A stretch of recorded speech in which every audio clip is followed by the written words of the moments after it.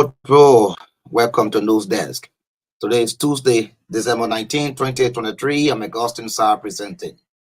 In the headlines, following months of delayed Ministry of Finance Development Planning finally submits 2024 draft national budget to the legislature in a tune of 625.57 million United States dollars. Representative Richard Coon vows to slash the budget of the Speaker by 20% if elected in the pending speakership election. Says he will prioritize the welfare of his colleagues and legislative staffers. Head of the transition in Liberia, Ministry of Foreign Affairs discloses training of Liberian diplomatic officers and staff at its embassy in Accra, Ghana. And off the home front, at least 126 people have been killed in northwest China in the country's deadliest earthquake for years, according to the BBC. The detail of these plus many more, the actual voices of the newsmakers, the news bulletin spokes, or packaged onto tonight's edition of the program News Desk. Let's take a break to be back very shortly.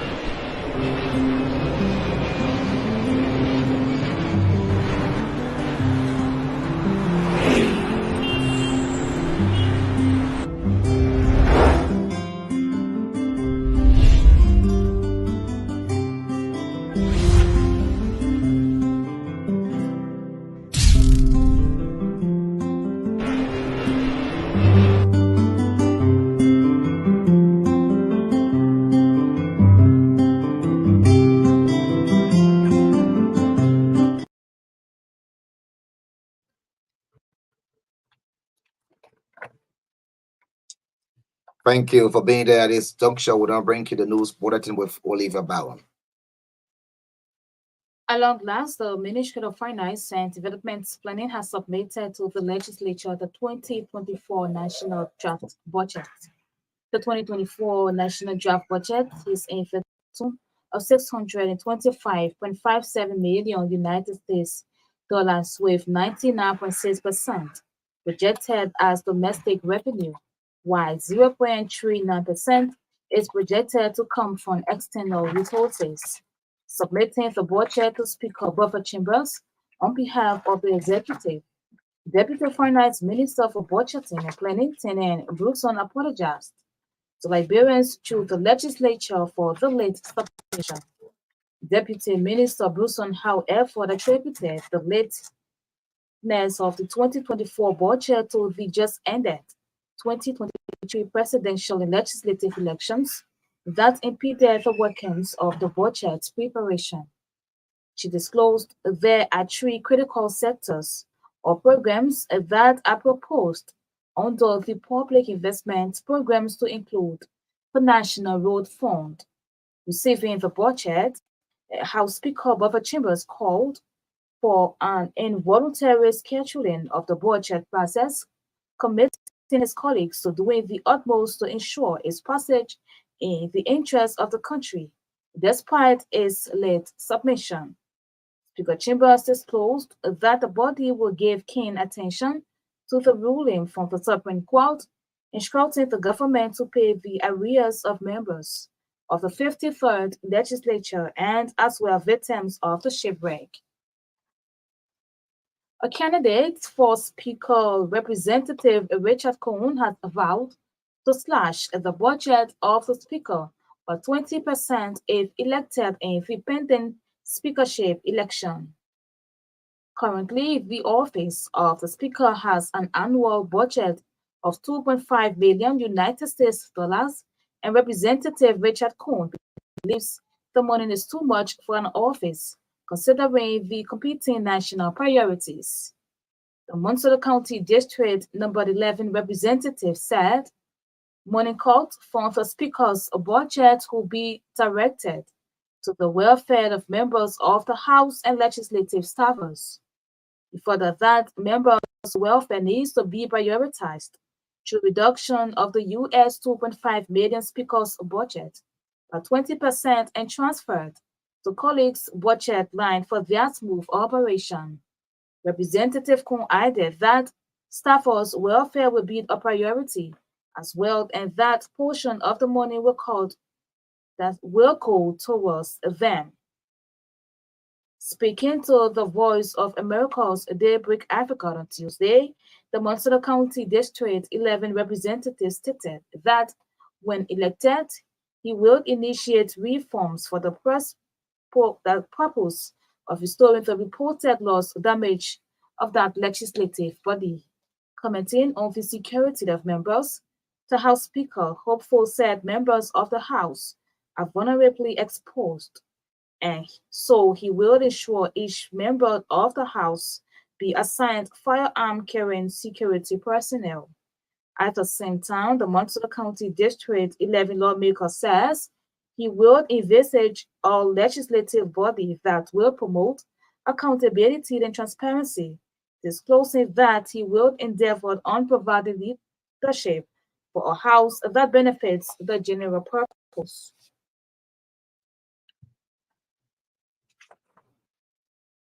The Ministry of Foreign Affairs says it has commenced the training of Liberian diplomatic officers and staff at its embassy in Accra, Ghana. The ongoing diplomatic exercise is being headed by Deputy Foreign Minister for Administration, Timon Duncan Sawyer, comprising of 8 members.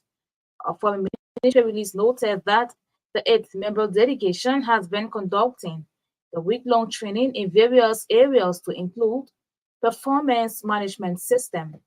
The release noted that similar training is expected to be replicated to other Liberian foreign missions across Africa.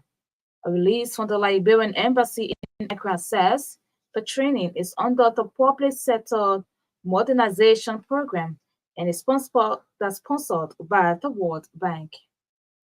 During her introductory remarks, Deputy Minister Duncan Sawyer told diplomatic officers and staff the importance of the training to the respective assigned diplomatic and other related tasks. The training is intended to build the capacity of the embassy's staff in the area of performance management system with respect to your job description, she noted when Friday's opening section. The Supreme Court has ordered the judge of the Ninth Judicial Circuit in Bon County to resume jurisdiction over the Press Union of Liberia case by keeping the stay ordered on the induction ceremony. The court on Tuesday also mandated the judge to give effect to the judgment consistent with law.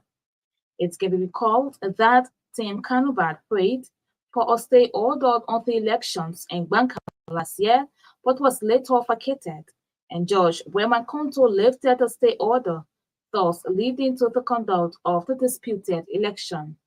The High Court's December 19 mandate, according to RCA judicial correspondent, is as a result of Julius Kanuba and his same petition filed before the Justice in Chambers seeking for a stay ordered on the PUL's induction until their application for declaratory judgment is disposed of. The court's ruling maintained that the Justice in Chambers ordered without issuing the alternative rate was an error. The Supreme Court of Liberia has ordered the National Elections Commission to proceed with the certification of Alex Tyler as winner of the 2023 senatorial election in Bomi County. The court on Tuesday, according to ROC judicial correspondent, said Zompon Common and Ernest Moriba not being a political party or candidates in the election lack the capacity and standing to file a complaint without authorization from the candidate, Sokodole whom they claim to represent. The ruling said they also failed to file the bill of exceptions within 7 days. The act, according to the court, is dismissible. The case grew out of a complaint of electoral fraud filed by the complainants at the tallying center for Bomi County, but was denied, and an appeal was taken to the Supreme Court. In a related development, the Supreme Court has affirmed the ruling of the Board of Commissioners of the National Elections Commission ordering them to proceed with the certification of Prince Conan as winner of District 1 County. independent candidate Wama Jones Scooter filed a complaint to the Board of Commissioners on grounds that there were fraud and irregularities. The sister of an 25-year-old woman is seeking the assistance of goodwill people to help her sister seek advanced medical treatment abroad. Speaking Tuesday to RCN News, Emilia Gono said her sister Yvonne Gono is suffering from kidney failure and the doctor has advised that she be flown abroad for kidney transplant. According to her, one of her family members has agreed to do the kidney donation, but the financial aspect is to hold on to the process. Emilia Gono further said they have made arrangements with a doctor in India and the doctor has requested 20,000 United States dollars for the operation and accommodation. She meanwhile called on well-meaning individuals and philanthropists to come to her sister's aid. The administration of the Booker Washington Institute in Calcutta, Margibi County, has kicked off a 3-day sustainability strategic plan dialogue with faculty and staff of the institution. The dialogue has been convened under the theme Unleashing BWR's Potentials Towards a Centenary of Strategic Posture. The Booker Washington Institute is Liberia's premium technical and vocational training center, contributing immensely to the human capacity building of Liberian youths. Making remarks at the opening of the 3 days dialogue, the principal of the institution, Dr. Harris Tanon, recounted that though the BWR continues to enhance the technical vocational capabilities of Liberian youths, a strategic plan ahead of the institution's 100th anniversary is necessary to set a new agenda for growth. Dr. Tanon acknowledged the enormous efforts of the faculty and staff, as well as partners, for the immense support to the BWR's administration. The Economic Freedom Fighters of Liberia is urging members of the Joint Presidential Transition Team to refrain from conducting business with sanctioned officials of George Weah's administration. EFFL said doing business with those sanctioned officials could create a pathway for impunity before the inauguration. Economic Freedom Fighters of Liberia said the outgoing administration usually denounced corruption during their campaign periods, but failed to act against the virus the moment they were seated and said they justified their failures by Liberia being a small country with many close family ties. However, those under sanction, including Finance Minister Samuel Twe, should not be allowed to attend or be seen at transitional meetings to avoid any possible compromise. Defense for Children Liberia has disclosed the launch of an evidence-based project in Liberia called the Exploitative Child Domestic Work Project. The Exploitative Child Domestic Work seeks to reduce exploitation among child domestic workers and empower survivors faced with the situation. Speaking at a news conference in Monrovia Tuesday, DCI Executive Director Anthony Fodekawa said data collected show that domestic child workers spend between 14 and 25 hours per work, and the case involved are 12 to 15 years old. Anthony Kawa noted that the project with support from Freedom Fund, which strengthened the capacities of civil society organizations and government institutions to transition communities away from child domestic workers.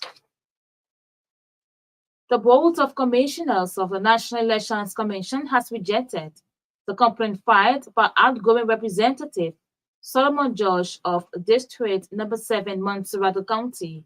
The complaint, which alleged electoral irregularities and violations of electoral laws by NEC electoral supervisor Cyrus Blay was dismissed due to Representative George's failure to provide evidence of electoral fraud. The NEC magistrate had earlier ruled in favor of Representative-elect Emmanuel Dan on December 7 of this year. Meanwhile, the NEC Board of Commissioners upheld the magistrate's ruling, officially declaring Dan as the winner of the October 10, 2023 representative election in District 7, Montserrat County. Away from Liberia, at least 126 people have been killed in northwest China in the country's deadliest earthquake for years. The 6.2 magnitude quake hit mountainous Gansu province around midnight on Monday, also shaking neighboring Qinghai. Fatalities may rise with more than 700 reported injured in icy conditions. Chinese president has ordered thousands of rescue crew to the region, among the poorest and most diverse in China. On Tuesday, footage shown on state TV and social media networks showed entire villages plagued by the quake, as well as collapsed buildings and houses, where Augustine Vasson is collecting.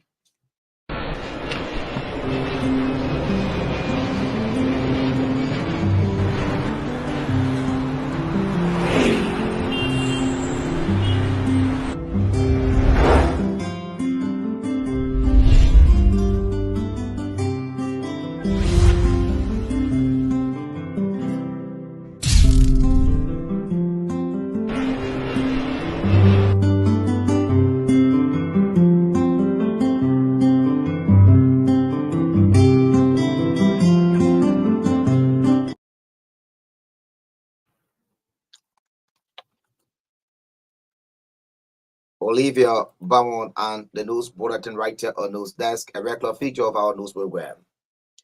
To this development, the Ministry of Finance and Development Planning has submitted to the legislature the 2024 National Draft Budget. The 2024 National Draft Budget is in a tune of 625.57 million United States dollars, with 99.6% projected as domestic revenue, while 0.39% is projected to come from external resources. Deputy Minister for Development Planning, Tenet Brookson, made the presentation.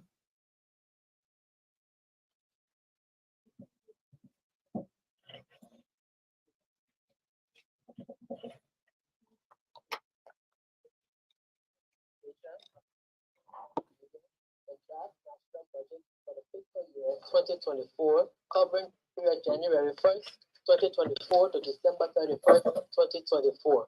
I use this opportunity to extend sincere apologies for the delayed transmission, attributed primarily to the national preoccupation and distraction associated with the very competitive elections. This submission, the last for this administration, encompasses estimates of revenue and expenditures that were developed after careful consideration and analysis of the revenue envelope, our non-discretionary obligations, and the realistic needs of the government. Honorable Speaker and members of the House of Representatives, while this budget is a reflection of the programs and priorities of the outgoing administration, it should not be unexpected that the incoming administration may institute measures to adjust, recalibrate, or even recast the programs and priorities herein to indicate policy change in line with their strategic agenda, hopefully within the spirit of continuity in governance. In the wake of mounting pressures, especially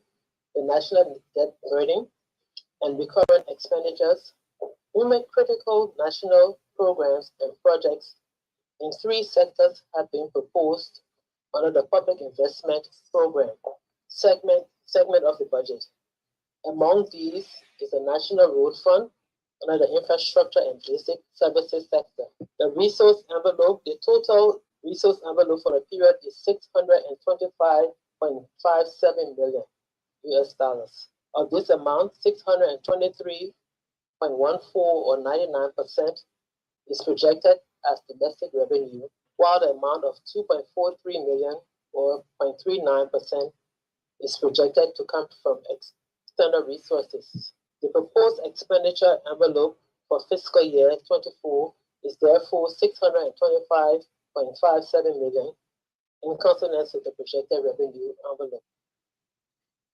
Receiving the budget, House Speaker Dr. Buffer Chambers called for an involuntary shuttering of the budget process, committing his colleagues to doing the utmost to ensure its passage in the interest of the country despite its late submission. Speaker Chambers disclosed that the body will give keen attention to the ruling from the Supreme Court instructing the government to pay the arrears of members of the 53rd Legislature and as well victims of shipwreck.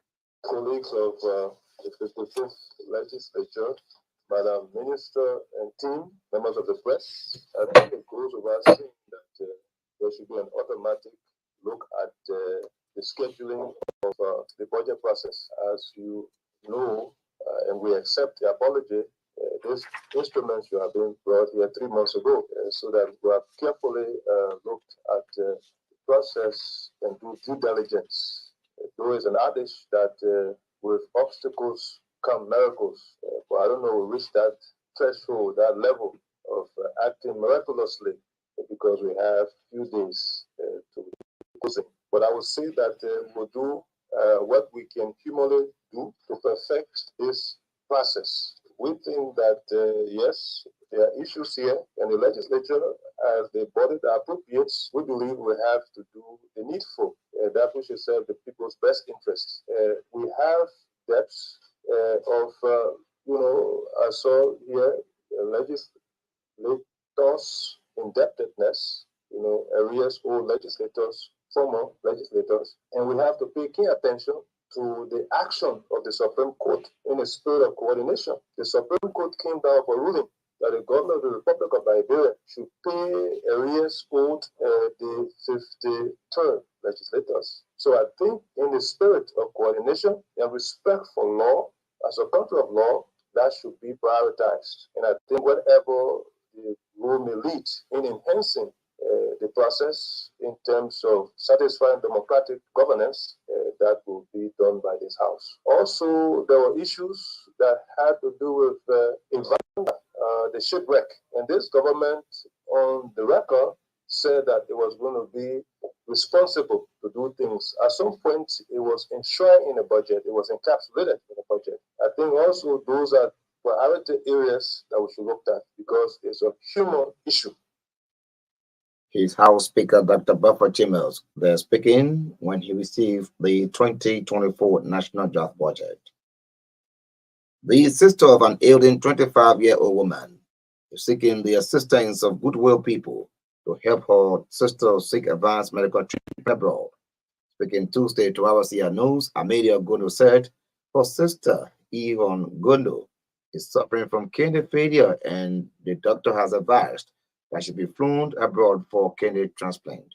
My name is Amelia Gondo, and my sister is not well. I came to the people of Liberia. They say that Tropius Group, anyone that can help me. My sister is suffering from kidney failure, and right now she has to do dialysis in JFK Hospital. The dialysis fee is very, very costly. We don't have money now as a family to continue the dialysis. So I asked the doctor, they said the only solution to it is to do kidney transplant. And as a family, we already have somebody to do the donation for the kidney. But then right now, we don't have anybody to help us in the process to take her to either India or Nigeria to do the transplant. So I'm calling on people to help us as a family. I don't want my sister to die. She's very young. So now I did some inquiry to various hospitals in India, and the first hospital told me 20,000. The second hospital again told me 13,000. So I'm begging people, please come to my aid. I don't want my sister to die. What is the name of your sister and how long has this problem been on her? Her name is Yvonne Gondo, and she's 25 years old. The problem started this one October on the 29th. She said she was not feeling well. When I took her to the hospital, I had to send her to do kidney function test. On a daily test, that how she came up positive, they said she had chronic kidney failure. So that how we started from there from October 29 up to today. We still doing dialysis, and the dialysis, if I don't carry her to the hospital to run the dialysis, she will start getting swelled, she will start throwing up. Very weak, I have to take her again to the hospital. In the dialysis, she will not live only for error. The only solution out there is to do transplant.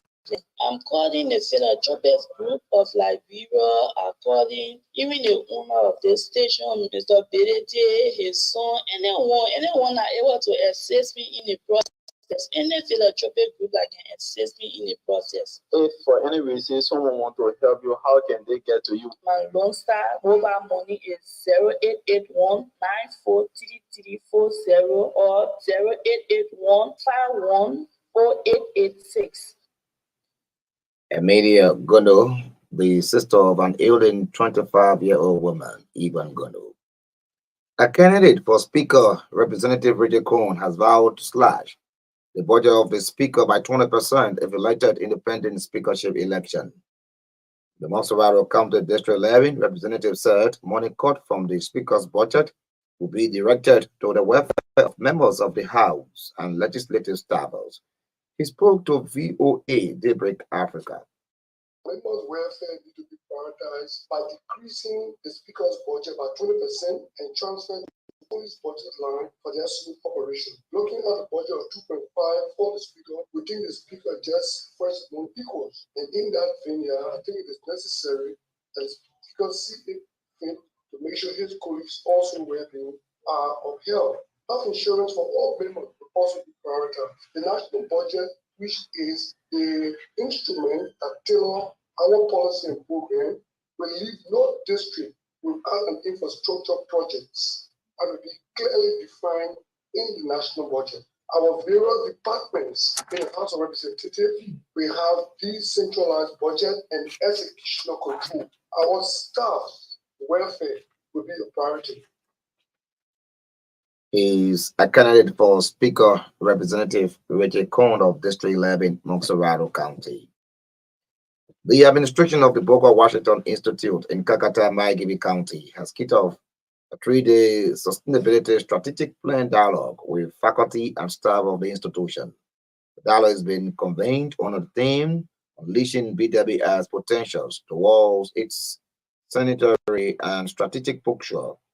Making remarks at the opening of the 3 days dialogue, the principal of the institution, Dr. Harry Stanton, recounted that though the BWI continues to enhance the technical vocational capabilities of Liberian youth, a strategic plan ahead of the institution's 100th anniversary is necessary to set a new agenda for growth.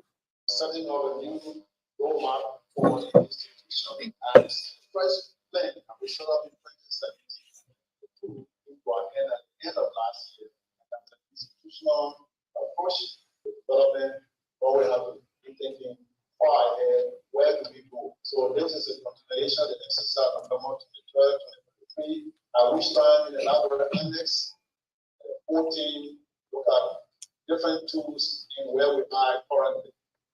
And those team A, B, C, and E will also be put into us and to see how we can improve on their work. For the next 3 days, all of us here are going to be seriously engaged in brainstorming on where do we want to see BWI 5 years from today.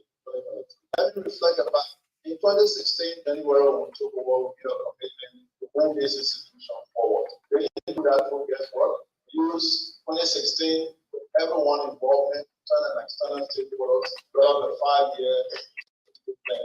2017, whose implementation came to an end last year. This year, 2023, is actually a year of reviewing that plan and setting up a new direction for the institution as we move forward. And by some coincidence, that plan also matches with the National Development Plan, the Focal Agenda for Further Development, which also comes to an end this year. And then also comes to an end not only with that development, but that plan. So 2023 is a new beginning for that year. And we as a training institution have all to fill in that new beginning. How can we do that? We have to consciously design the roadmap how we lead this institution going forward. At the same time, Dr. Harris Fumbatano has recounted the Booker Washington Institute continuous commitment to enhance the technical vocational capabilities of Liberian youth. He spoke Tuesday during the kick-off a three-day sustainability strategic plan dialogue with faculty and staff of the institution.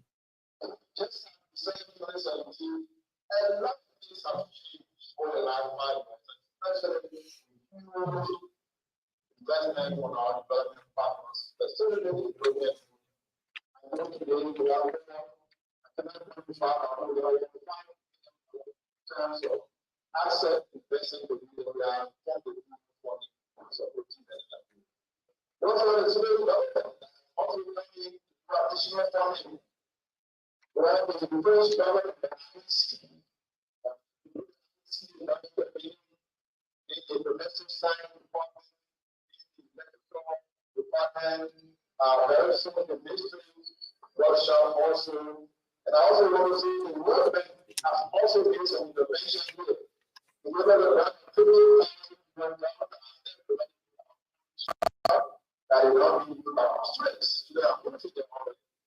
You can see over the last 5 years, and a lot of support from development partner have been put here. We want to connect.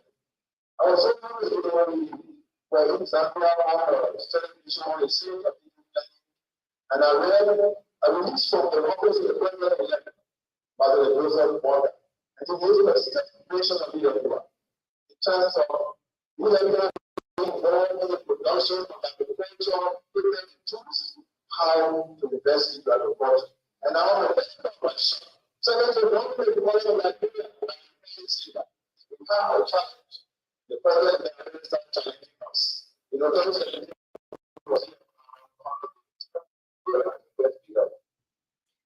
Is Dr. Harris Tanner of the BWR.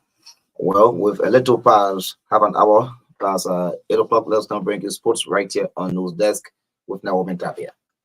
Good evening, Good evening, everyone. About 60 March officials are said to be stranded in Fishtown, Riverview County following the abrupt postponement of the 2023 to 4 National County Sports Meet.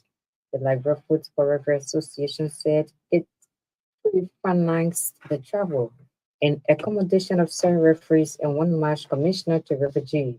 LIFRA President Lamin Kamara exposed Tuesday that the referees have been in Fishtown since Saturday without accommodations and transportation back to Montserrado.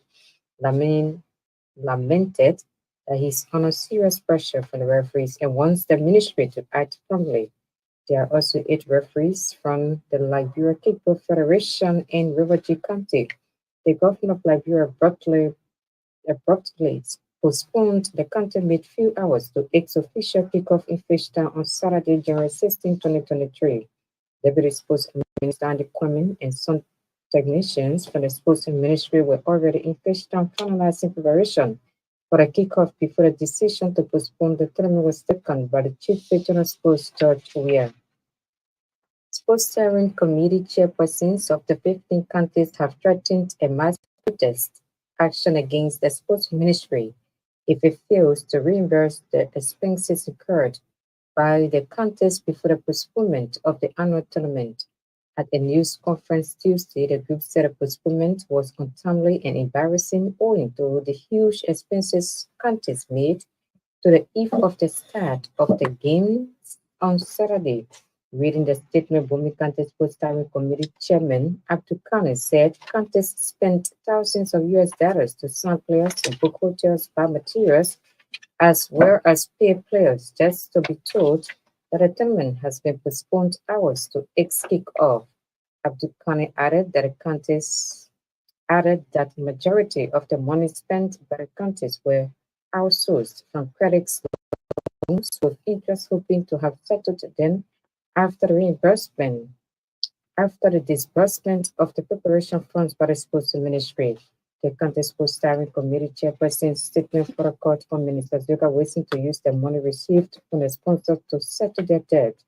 The statement, which the chairperson said is backed by the respective superintendents, is also calling on the transitional team to take due cognizance and intervene quickly. The Sports Ministry received 80,000 United States dollars from ArcelorMittal as sponsorship package, 40,000 from Orange Liberia, and over 85 sets of jerseys from APM Terminal. The government of Liberia allocated around 50,000 US dollars for the tournament, but the Sports Ministry couldn't get the funds up to the eve of the tournament. Liberia's women's senior national team will play Malima Queens of Sierra Leone in two friendly internationals at the Summer Canada Sports Complex in Painesville, 27 December to 30 December. The Liberia Football Association requested a friendlies in continuation of head coach Salimawat Kadidi's rebuilding process. Malima will depart Freetown on 26 December. Liberia lost 6-2 on aggregate to Cape Verde in the first round of the 2024 Women's Africa Cup of Nations qualifiers in September. Kabiri and her team have been training in readiness for the friendlies since 21 November. And Arsene Wenger says FIFA's expanded Club World Cup can make football really global and should not just be looked at from a European perspective. The 32-team event will begin in 2025 with 12 European clubs, including Manchester City and Chelsea. World players Lyon, FIFPro, and City boss Pep Guardiola have expressed concern at the plans. However, Wenger, FIFA's chief of global football development, says it is a chance for other clubs to progress, having championed the idea of a biannual World Cup only for it to be dropped and made fierce opposition. The Frenchman wants to find ways of making all the confederations as strong as UEFA. That's all for now, sports.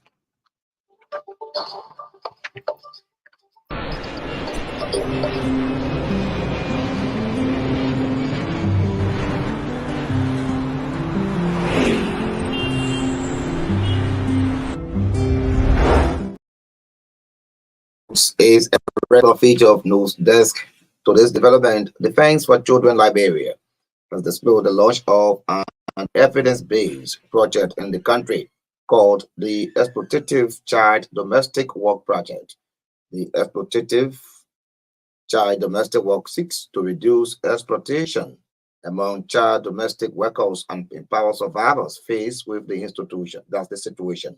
Speaking at a news conference in Monrovia Tuesday, this year, Executive Director Anthony Fodekawa said data collected showed that domestic child workers spend between 14 and 25 hours per week, and the case involved are 12 to 15 years.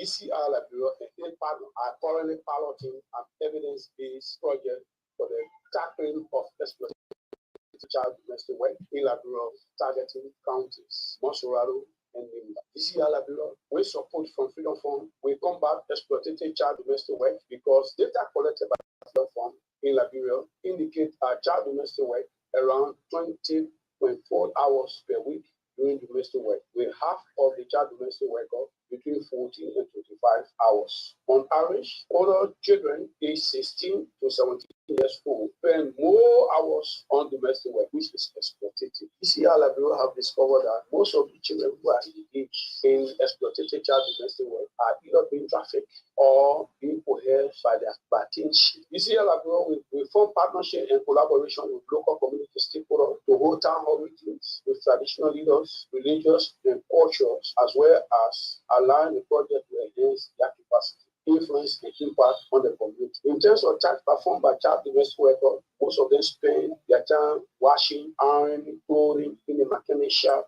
kobo shop, in the market, they are street vendors, shopping, running errands without any time or resting period. These studies have found that while some exploitative child domestic work have been reported, while it is true that some are benefiting positively, their domestic work violated their basic rights. With this session, we consider different forms of child right violations, including the labor law, worst form of child labor, and human trafficking. This also violated the Liberian Labor Law, the Decent Work Act 2015, which outlines specific labor conditions for workers and domestic work in the informal economy performed by children that is covered under the legislation. Why DCI Executive Director has advanced recommendations to national government to strengthen legislation and policies that aim to reduce the exploitation, the abuse of child domestic workers, including passing the act to establish child labor law in Liberia. The child domestic work may be beneficial for some children, but many it's involved, many violate their rights. For example, some are sexually exploited when it comes to domestic exploitative child domestic work. Some of them are physically abused. Some of them are being internally trafficked. Some of them are being trafficked across. So you find out that most of the children who are involved in exploitative child domestic work, they are living in kinship care or they are brought in by families or friends only for exploitations. We now recommend to the government of that one, to strengthen legislation and policy that aim to reduce exploitative and abuse of child domestic work, to bring fast the height to establish child labor law. Two, improve protection mechanism for responding to abuses and exploitative child domestic work. We are focused on improving coordination between relevant stakeholders. Three, increase support and supervision of child welfare committee at the community, districts, and county level to identify and protect children affected by abuse and exploitative child domestic work. This year, Executive Director Anthony Wodekawa. The board of the commissioners of the National Elections Commission has rejected the complaint filed by outgoing Representative Solomon George of District 7, Moxeraro County.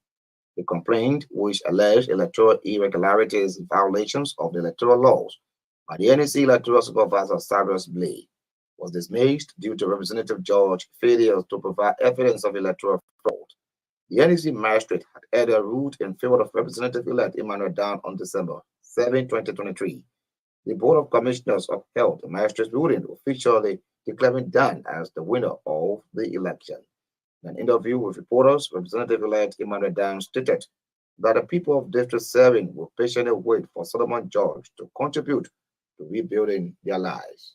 We won on October 10th, and the Honorable told people suppress the victory, deny the people of their happiness, deny the people of the change that they went to the polls and elected. And the law is the law. This means a lot for all of us, not just Emmanuel Dan, but the entire District of 7. People repose confidence in somebody they believe is capable, ready, willing, and able to bring the change that they deserve. Somebody somewhere saying over the dead body, they wouldn't accept the result, if we're going to cause them to die. But let's see how it plays out. I mean, this is the fourth time, I must inform you, when we won, were declared, the Honorable took an appeal, he completely got, and it was true now. He took another appeal, it was true now. He took another appeal, it was true now. This is the fourth time. Representative-elect Emmanuel Dan of District 7, Montserrado County. On that note, that's how we'll love to leave you on this Tuesday, the 19th of December 2023 edition of the program News and the News Desk, a better production of news about Liberia, Africa, in our one word. Just before we leave you, these are the top stories we followed tonight. Following months of delayed, Ministry of Finance, Development and Planning finally submits 2024 draft national budget to the legislature in a tone of $625.57 million United States dollars. Representative Richard Kuhn vows to slash the budget of the Speaker by 20% if elected in the pending speakership election, says he will prioritize the welfare of his colleagues and the legislative staffers. Ahead of the transition in Liberia, Ministry of Foreign Affairs discloses training of Liberian diplomatic officers and staff at its embassy in Accra, Ghana. And of the home front, at least 126 people have been killed in northwest China in the country's deadliest earthquake for years, according to the BBC. Thanks to you for your listening role. Thanks to our reporters, correspondents, and contributors for making this edition a success. Thanks as well to Olivia Bowen, who brought you the news bulletin. Naomi Tapia, the radio spokes, Johnson Batoma and Sarah Control, and coordinated the sounds aspect. Mayan Toban brought us live on 2FM Real TV page. I'm Augustine Sai presented. Thanks for listening. To have a pleasant night.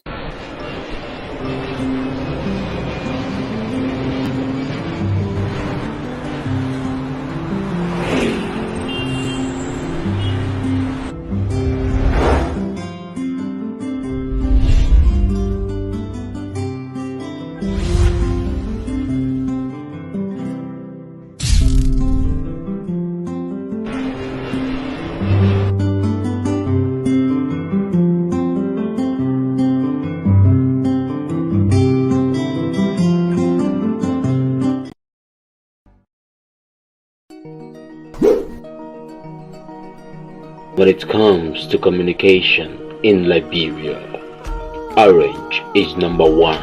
Orange is the best. Orange is the best. Oh, Orange is the best. Orange is the best. Strongest network, widest coverage. Orange is the best. Fastest internet speed. Orange is the best. People, Orange is the best. Yes, Orange is the best. Company that's a orange. Top number one. Company is Orange. I don't got the best. Orange will more you the telephone on phone. Reliable, trusted, and dependable. Orange is about 7. Yeah, Orange is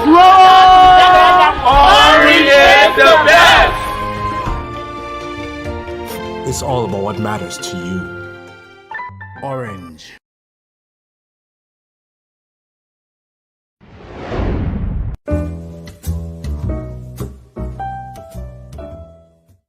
Let me make sure I got all the sanitary items I need. I'm checking my list. Oh, yes. One more item. Let me have a big bottle of Dettol, yeah, Costable. Yes, it. The total amount is 3,000 LD. Okay, let me give you your money. Hey, my people.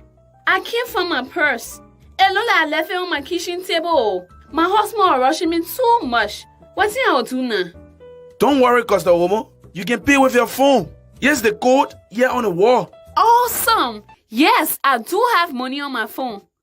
With Orange Money, making payments for goods at your favorite store with your merchant is as easy as ABC.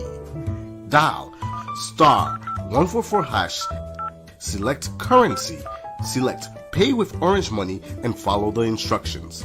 With Orange Money, life is easier. No stress.